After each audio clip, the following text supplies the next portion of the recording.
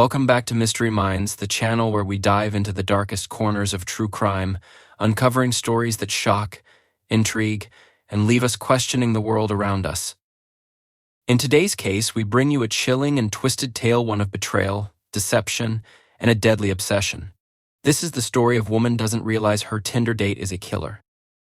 A tale of hidden identities, calculated cruelty, and chilling truths. This case will leave you questioning the seemingly innocent connections we make in the digital age. Stay with us as we unravel the dark and tragic story of a woman doesn't realize her Tinder date is a killer. Dating apps have become the norm for finding love. But what if the person you swipe right on has swiped left on humanity? What if the charming smile in their photo hides a dark and violent secret? Today we uncover the horrifying story of Emily Clark, a young woman who thought she'd found her perfect match until she realized she was in the arms of a cold-blooded killer. Emily Clark's life wasn't bad, not by any means. She was a successful marketing manager in Seattle, living in a charming one-bedroom apartment in Capitol Hill. Her career was fulfilling. She loved her weekly yoga classes, and she had a supportive group of friends.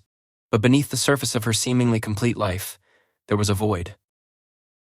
At 29, Emily was tired of being alone. Her past relationships were distant memories, each one more disappointing than the last.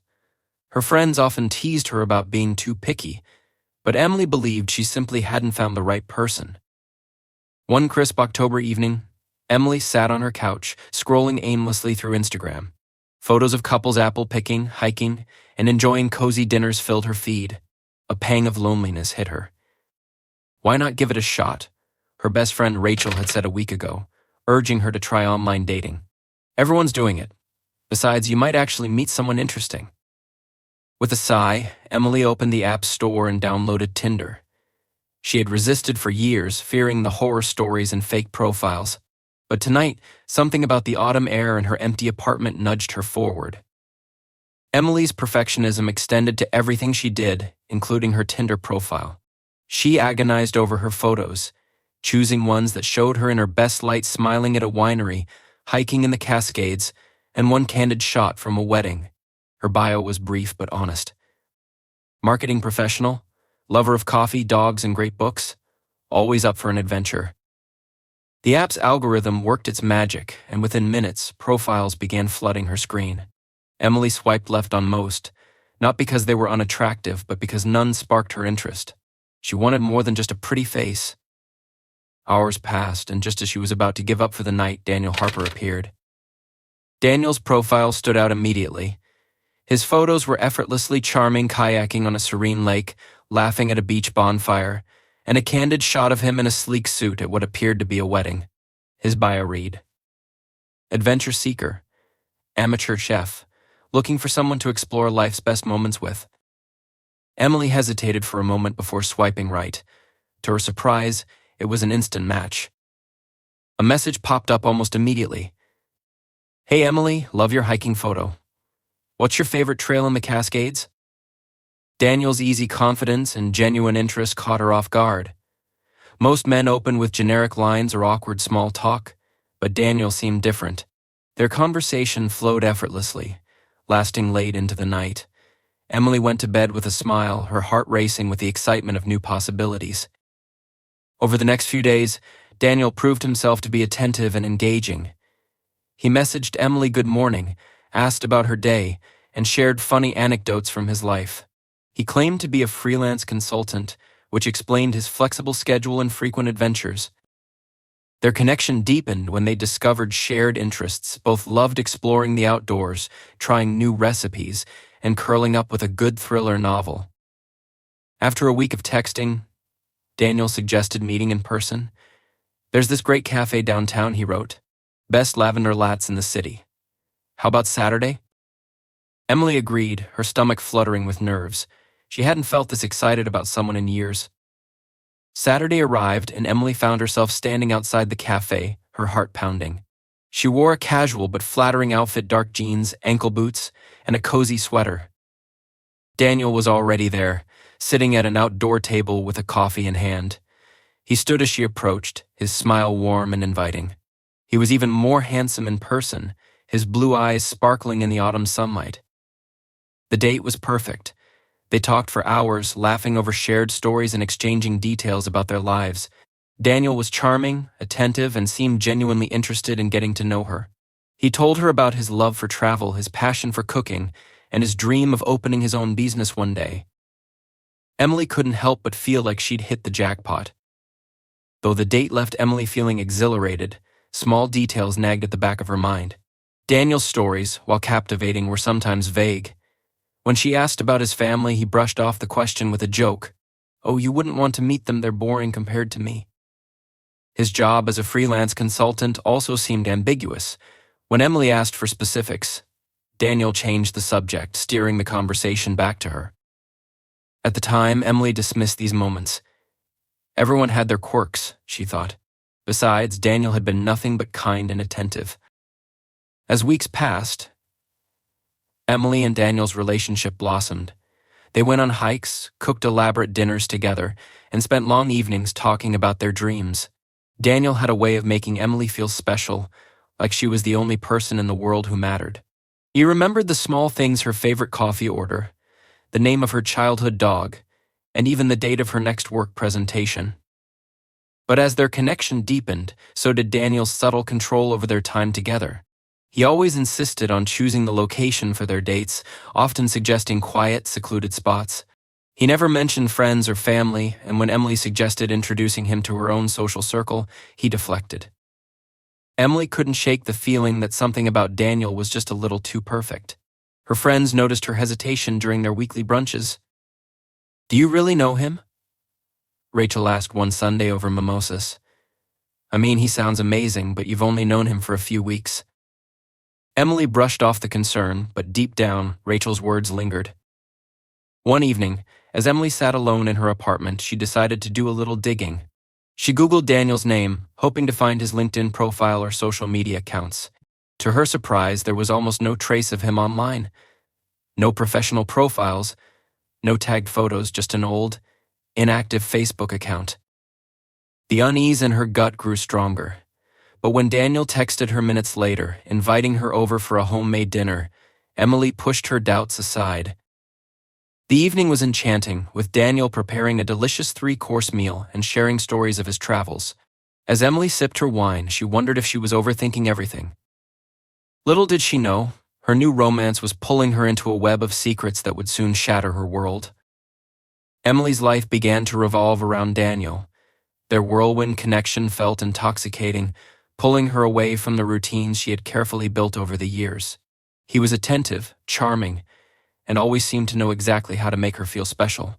Every date felt like an adventure, whether they were hiking a hidden trail, trying out an obscure restaurant, or simply sitting by the water, watching the sunset. But as the weeks turned into months, subtle cracks began to form in the flawless image Emily had painted of their relationship. Daniel was magnetic, but there was something about him that felt elusive. He rarely spoke about his past or his family, and whenever Emily brought it up, he deflected with a charming smile or a quick change of subject. At first, Emily dismissed these moments as quirks. After all, not everyone was comfortable talking about their history. She convinced herself that Daniel was simply private, perhaps even guarding a painful past. But the inconsistencies began to pile up, and with them, a quiet unease started to creep into her mind. Daniel's work as a freelance consultant seemed conveniently vague. He often described his projects in broad terms, mentioning contracts and clients without providing specific details. Emily didn't press him on it at first, not wanting to appear distrustful, but the absence of clear answers became harder to ignore. He was frequently available during odd hours and often claimed he needed to leave town for meetings, yet there was never any mention of colleagues or the nature of his business. Despite these unanswered questions, Daniel continued to charm her with grand gestures and thoughtful surprises. He planned weekend getaways to quiet cabins nestled in the mountains, brought her flowers just because, and always seemed to know when she needed cheering up.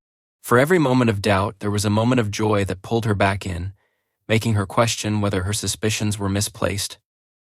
Their relationship began to consume more of her time and energy. Emily's friends noticed her growing distance, with Rachel being the most vocal about her concerns. Emily assured her friends that everything was fine, brushing off their questions and concerns. Yet deep down, she felt the strain of trying to reconcile the man she thought she knew with the nagging feeling that something wasn't right. It wasn't just Daniel's evasiveness that unsettled her. It was the way he subtly inserted himself into every aspect of her life. He would text her throughout the day, checking in with her schedule and plans. At first, she found his attentiveness endearing, but it gradually began to feel intrusive. If she mentioned meeting friends or staying late at work, he would suggest alternative plans or question why she hadn't told him sooner. His insistence on knowing her whereabouts began to feel less like care and more like control. Emily started to notice that their dates were always on his terms. He chose the locations, often favoring remote spots with few people around. When she suggested more public outings or mentioned introducing him to her friends, he would deflect, saying he preferred their time together to be just for them. While it seemed romantic at first, it also isolated her from her usual support network. Meanwhile, unsettling news began to circulate in the background of Emily's life. Reports of missing women in nearby towns started appearing on the evening news. The stories were vague, with little information about the victims or the circumstances of their disappearances, but the frequency of the reports was alarming. Emily found herself drawn to the stories, unable to shake a sense of unease. She didn't connect the dots, not yet, but the growing tension in her personal life made the headlines feel uncomfortably close. One evening, during a dinner date at Daniel's apartment, Emily noticed something strange. His apartment was immaculate, almost too perfect, with no signs of clutter or personal items. The shelves were sparsely decorated with books and a few generic photographs, none of which seemed to feature family or friends. When Emily casually asked about a photo of a group of people on a hiking trip, Daniel hesitated before offering a vague explanation. The moment passed quickly, but it left Emily with a lingering sense of unease. Her curiosity grew, and with it, a quiet determination to learn more about Daniel. She started paying closer attention to his stories, noticing inconsistencies in the details. He would mention a trip he'd taken or a client he'd worked with, only to contradict himself later. When she asked follow-up questions, his answers became increasingly vague, often redirecting the conversation back to her. One afternoon, while Daniel was in the shower, Emily found herself alone in his apartment. Her eyes drifted to a drawer in the living room that was slightly ajar. Inside, she caught a glimpse of papers and what looked like old photographs. She hesitated, her heart pounding at the thought of snooping, but the urge to know more about him was overwhelming. She carefully opened the drawer, her hands trembling. Among the papers were maps, ticket stubs, and a few newspaper clippings. The clippings caught her attention immediately. They were about missing persons cases. Each article was neatly folded and marked with notes in the margins. Emily felt a chill run down her spine. The names of the missing women were unfamiliar, but the realization that Daniel had kept these clippings in his home was deeply unsettling. Before she could process what she'd found, she heard the water shut off in the bathroom. Panic set in as she quickly closed the drawer and tried to calm her racing heart. When Daniel emerged, smiling and oblivious, Emily forced herself to act normal, though her mind was spinning with questions. In the days that followed, Emily couldn't shake the unease that had settled over her. She found herself replaying their conversations, scrutinizing his every word and action. The charm that had once captivated her now felt like a mask, hiding something far more sinister. The tension between them grew, though Daniel didn't seem to notice. He continued to shower her with affection, planning elaborate dates and making grand promises about their future. Emily struggled to reconcile the man she was falling for with the growing doubts that haunted her. Late one night, unable to sleep, Emily began searching for answers. She combed through Daniel's social media profiles, but they were sparse and unremarkable. She tried searching his name online, looking for any hint of his past, but found nothing out of the ordinary. The lack of information only deepened her suspicions. Emily's unease began to manifest in subtle ways. She became more withdrawn, careful with her words around Daniel. She started making excuses to avoid spending the night at his apartment, claiming work obligations or plans with friends. But the more she pulled away, the more Daniel seemed to tighten his grip, insisting on seeing her and questioning her every move. The once exhilarating relationship now felt suffocating, leaving Emily trapped in a cycle of doubt and fear. She couldn't bring herself to confront Daniel directly, afraid of what she might uncover or how he might react. Despite her growing apprehension, Emily tried to maintain a sense of normalcy. She continued to meet Daniel for dates, smiling and laughing as though nothing was wrong. But beneath the surface, she was carefully observing, searching for any clue that might confirm her suspicions. Each new interaction brought more questions than answers. The man she had thought she knew so well now felt like a stranger, his charm masking something she couldn't quite define. As the weeks went on, Emily found herself standing at a crossroads, torn between the desire to believe in the relationship she had built and the growing certainty that something was terribly wrong. The darkness that had been lurking in the shadows of her life was beginning to take shape, and Emily could feel its presence inching closer with each passing day. Emily's unease was growing, and her instincts told her it was time to trust those lingering doubts. Daniel's charm, once so alluring, now felt like a carefully constructed facade. She couldn't ignore the mounting inconsistencies, the evasive answers, and the ominous feeling that crept into her mind whenever she thought about him. The discovery of the newspaper clippings in his apartment haunted her, pushing her to question everything she thought she knew about the man she had been falling for. In the quiet moments of her day, Emily's thoughts were consumed by the mysteries surrounding Daniel. Why would someone so seemingly perfect carry such an unsettling collection? What connection did he have to the missing women? She needed answers, but the very idea of confronting him felt too dangerous. If her suspicions were correct, he wasn't just hiding secrets, he was hiding something far more sinister. Late one night, Emily made the decision to dig deeper. She pulled out her laptop and began searching for connections between the missing persons cases mentioned in the clippings. Each name she typed into the search bar led her to articles about women who had disappeared under unusual circumstances. The details were sparse, but one pattern stood out. All of the women had gone missing after meeting someone new, often described as a charming and outgoing individual. The descriptions were vague, but they fit Daniel's personality uncomfortably well. Emily's heart raced as she pieced together the fragments of information. She realized that some of the women had vanished from places Daniel had mentioned visiting in his stories. Though there was no concrete proof tying him to the disappearances, the coincidences felt too significant to ignore. The man she had trusted might not just be hiding a troubled past, he could be hiding something far darker. The next day, Emily took a bold step. She reached out to a friend of hers, Sarah, who worked as a journalist. Sarah was known for her investigative skills and had a knack for uncovering hidden truths. Without revealing too much, Emily asked Sarah if she could look into Daniel Harper. She framed it as a curiosity, claiming she wanted to know more about his background before introducing him to her family. Sarah agreed, promising to dig up whatever she could. Emily felt a small sense of relief, knowing that someone else was now helping her uncover the truth. However, the waiting was agonizing. Every moment spent with Daniel felt heavier, as if she were playing a dangerous game where one wrong move could have dire consequences. A week later, Sarah called Emily with her findings. Her voice was laced with concern as she explained that there was no record of a Daniel Harper working as a freelance consultant in Seattle. The name itself appeared to be common, but there was nothing linking him to any professional networks or business activities. What Sarah found most troubling was that the address Daniel had provided to Emily didn't align with any public records. It was as if he didn't exist on paper.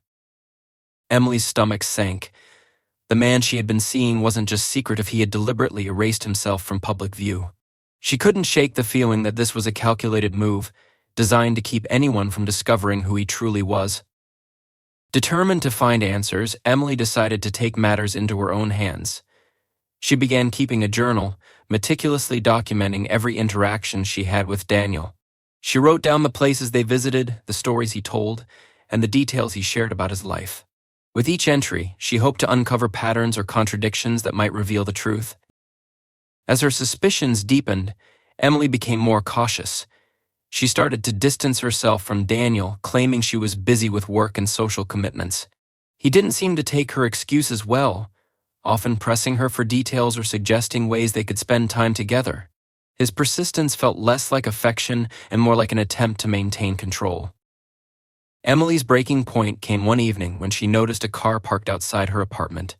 It was a dark sedan, unfamiliar and unremarkable, but it had been there for hours. Her anxiety spiked as she realized the car was positioned in a way that allowed the driver to see directly into her living room. She turned off the lights and peered through the curtains, but the car remained motionless. The next day, she mentioned the incident to Rachel, who suggested that Emily might be overreacting. But Emily couldn't shake the feeling that she was being watched. Over the following days, she noticed the same car on multiple occasions, always parked near her home or along her usual routes. Emily's fears escalated when she found a small, unmarked envelope slipped under her door. Inside was a single piece of paper with the words "Stop asking questions" scrawled in black ink. Her blood ran cold. Someone knew she was digging into Daniel's past and they wanted her to stop.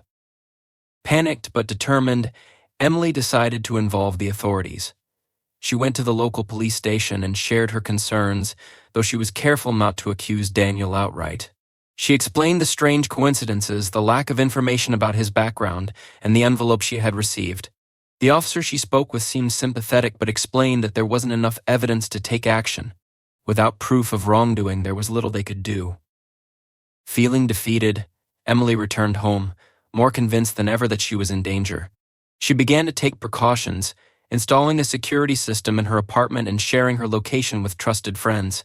She avoided being alone whenever possible and started carrying pepper spray in her bag. Despite her efforts to protect herself, Emily couldn't escape the sense that she was being watched. She often felt eyes on her as she walked through the city, and her phone buzzed with text messages from Daniel, each one more insistent than the last. He seemed to sense her growing distance, and his attempts to draw her back in became increasingly desperate. One evening, Emily made the decision to search Daniel's apartment while he was out of town for one of his supposed business trips. She had kept the spare key he had given her early in their relationship, and though the idea of snooping felt wrong, she knew it was her only chance to find answers. Her hands shook as she entered his apartment. The space was as immaculate as ever, with no signs of a lived-in home. She began her search in the living room, opening drawers and cabinets, but found nothing out of the ordinary. It wasn't until she moved to the bedroom that she uncovered something chilling. In the back of his closet, hidden behind a row of neatly pressed shirts, Emily found a locked box. She pried it open with a small tool from his kitchen and froze at what she saw inside. There were photographs of women, each one smiling and carefree, their faces familiar from the missing persons articles she had read. Alongside the photos were handwritten notes, maps, and what appeared to be mementos: a bracelet, a scarf, a hairpin.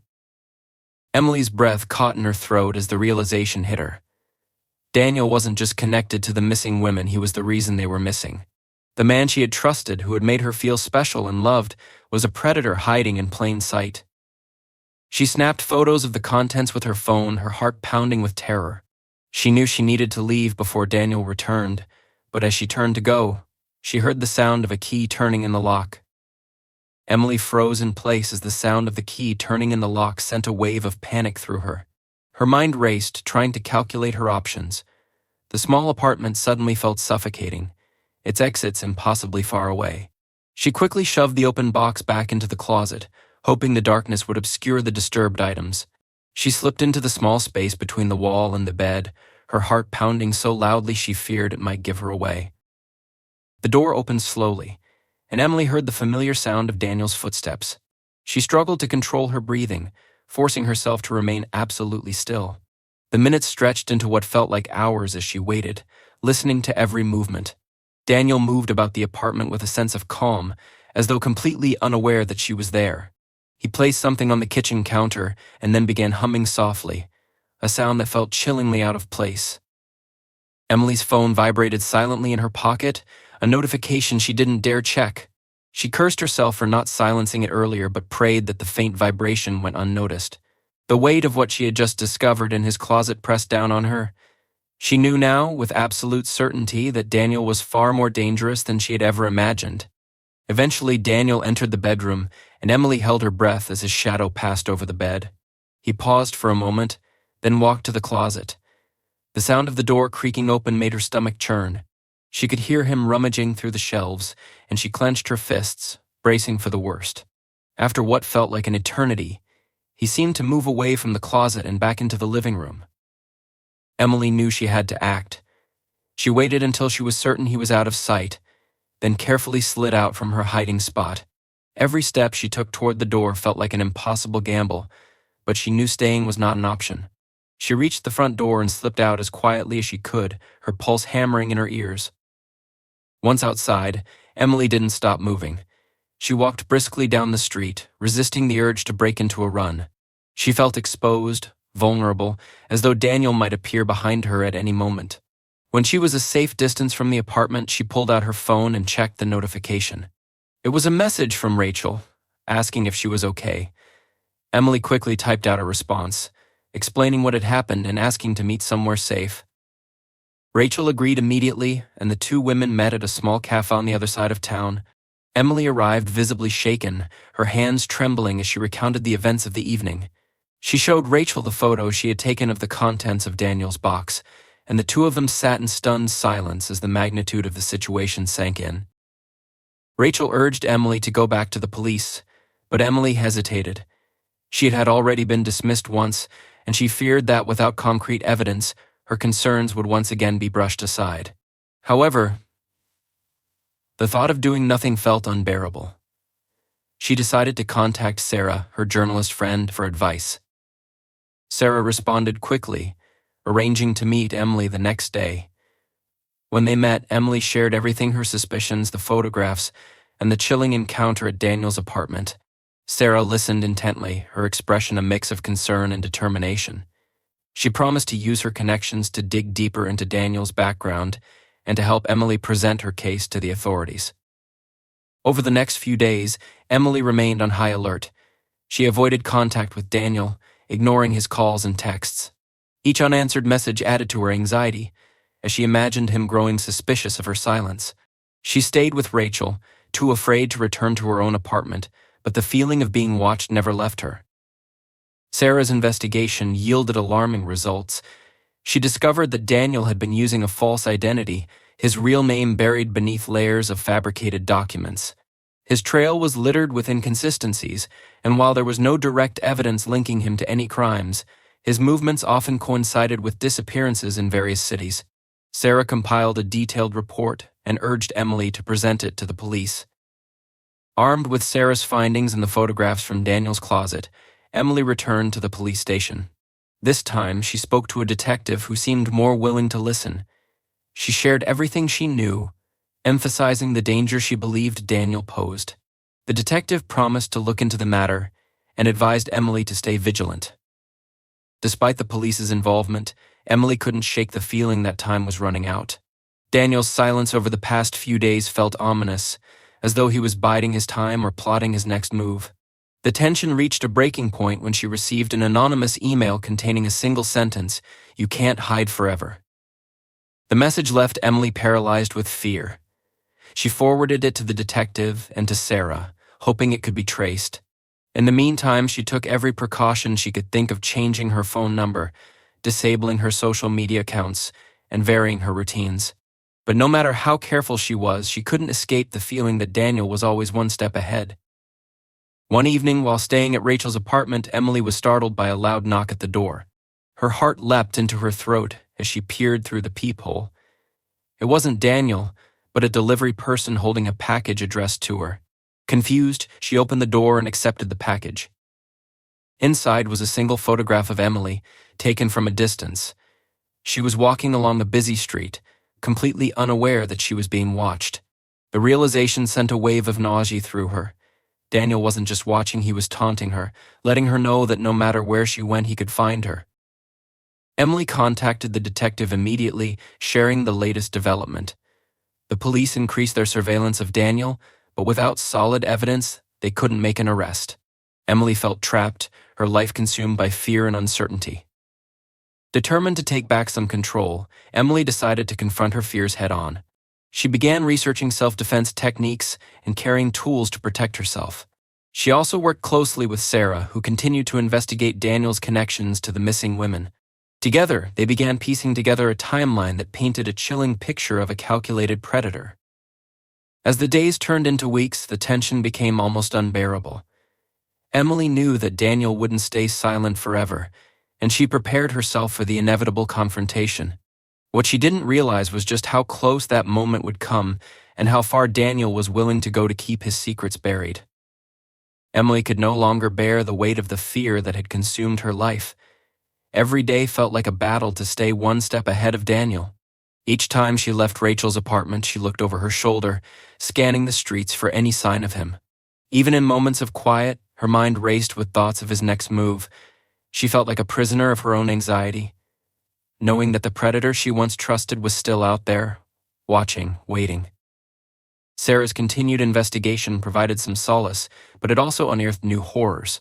She discovered that Daniel's patterns stretched farther than anyone had imagined. His movements over the past decade aligned with disappearances across multiple states. Each case involved women who matched a disturbingly specific profile, and in each instance, Daniel had slipped away unnoticed. It became clear that his charm and calculated manipulation were his most dangerous weapons. Emily's cooperation with the police intensified. The detective handling the case encouraged her to remain vigilant while they worked to build a solid case against Daniel. They advised her to keep documenting any new threats or encounters and assured her that a closer watch was being kept on him. Despite these assurances, Emily felt no safer. She had already learned how easily Daniel could evade scrutiny. One evening, Emily decided to sort through the digital photos she had taken of the contents of Daniel's box. She scrutinized each image, hoping to uncover a detail she might have missed. Her stomach churned as she examined the faces of the women in the photographs. They all looked so ordinary, so unsuspecting. She couldn't help but wonder how Daniel had gained their trust, how he had ensnared them before they vanished forever. As she flipped through the photos, she noticed something chilling. One of the maps in the box had a location circled in red ink. It wasn't a place she recognized, but the prominence of the marking suggested it was significant. Emily sent the photo to Sarah, who immediately began researching the area. Within hours, Sarah called back with an unsettling discovery. The location was an abandoned property on the outskirts of the city, a place with a dark history. Years ago, it had been the site of a suspected criminal operation, but no charges had ever been filed. Emily debated whether to share the information with the police immediately, but something held her back. The idea of waiting for the authorities to act felt unbearable. She was tired of living in fear, tired of feeling powerless. She resolved to visit the location herself, a decision that filled her with equal parts dread and determination. Rachel insisted on accompanying her, unwilling to let Emily face such a risk alone. The two women prepared carefully, equipping themselves with flashlights, sturdy boots, and pepper spray. They drove to the property late at night, hoping to avoid drawing attention. As they approached, the atmosphere grew heavy with an eerie stillness. The building was a crumbling shell, its windows shattered and its walls cloaked in graffiti. The interior of the property was even more foreboding. Dust covered every surface, and the air was thick with the smell of decay. The women moved cautiously, their flashlights cutting through the darkness. They found nothing at first, just remnants of a long-abandoned life. Then, in one of the back rooms, Emily's flashlight caught something that made her blood run cold. Scattered across the floor were fragments of personal belongings, jewelry, torn pieces of clothing, and faded photographs. Each item seemed to tell a story of a life interrupted. Emily recognized some of the objects from the photo she had seen in Daniel's box. It was undeniable proof that he had been here, that this place was connected to his crimes. The discovery was overwhelming, but they didn't have time to process it. As they prepared to leave, Emily noticed fresh footprints in the dust leading toward the exit. Panic surged through her as she realized they weren't alone. They extinguished their flashlights and pressed themselves against the wall, straining to hear any sounds. The silence was deafening, broken only by the faint creak of a floorboard. Emily's heart pounded as the realization sank in. Daniel was here. Whether he had followed them or arrived by coincidence didn't matter. They needed to escape before he found them. Moving as quietly as they could, they made their way toward the exit, every step feeling like a gamble. As they reached the doorway, a figure emerged from the shadows, blocking their path. It was Daniel. His expression was cold, devoid of the charm and warmth he had once used to deceive her. In that moment, Emily saw him for what he truly was: a predator, calculating and ruthless. The next moments unfolded in a blur. Emily's instincts took over as she raised the pepper spray and unleashed it in his direction. Daniel staggered back, cursing and clawing at his face, giving the women the opportunity they needed to escape. They ran as fast as they could, the sound of his pursuit echoing behind them. They reached the car and drove away, their hearts racing and their hands trembling. Emily called the police as Rachel sped toward safety, providing the location of the property and explaining what they had found. The officers promised to investigate immediately, but Emily's relief was short-lived. She knew this wasn't over. Daniel was still out there, and now he knew that she had uncovered his secrets. The police arrived at the property within the hour and began their search. The evidence Emily and Rachel had found was enough to confirm a connection to several missing persons cases. The detectives assured Emily that an arrest warrant for Daniel would be issued, but she couldn't shake the feeling that he wouldn't be caught so easily. Days turned into weeks as the manhunt for Daniel intensified. The media picked up the story, painting him as a dangerous fugitive with a long history of predatory behavior.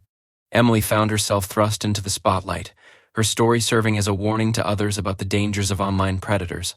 While the attention was overwhelming, it also brought a sense of validation. She had faced her fears and uncovered the truth, even if the cost had been high. Despite the progress made in the investigation, Daniel remained elusive. Reports of sightings trickled in from across the country, each one a reminder that he was still out there, free to continue his dark pursuits. Emily knew she might never feel truly safe again, but she refused to let him dictate her life. She began to rebuild, focusing on her own healing and finding ways to help others who had been affected by similar experiences. She worked with advocacy groups to raise awareness about the dangers of predatory behavior, using her story to educate and empower. It was a small comfort, but it gave her a sense of purpose in the aftermath of her ordeal. As time passed, the memories of Daniel began to fade, replaced by the strength and resilience Emily had found within herself. She knew she could never erase the trauma of what had happened, but she also knew she had the power to move forward. One evening, as she sat in her apartment, she received an email from an unknown sender. The subject line was blank, and the message contained only a single sentence: "This isn't over." Emily stared at the screen, her pulse quickening. She knew it could be a cruel prank or a harmless coincidence, but deep down, she felt the familiar chill of Daniel's presence. The nightmare she thought she had escaped wasn't over, it had merely taken on a new form. Thank you for joining us on Mystery Minds as we delved into the chilling case of woman doesn't realize her Tinder date is a killer. This story reminds us of the unseen risks in a connected world where trust can sometimes lead us to dark places. Remember to stay vigilant and question the face behind the screen. If you enjoyed today's documentary, don't forget to like, subscribe, and hit the notification bell for more gripping true crime stories. Until next time, stay curious and stay safe.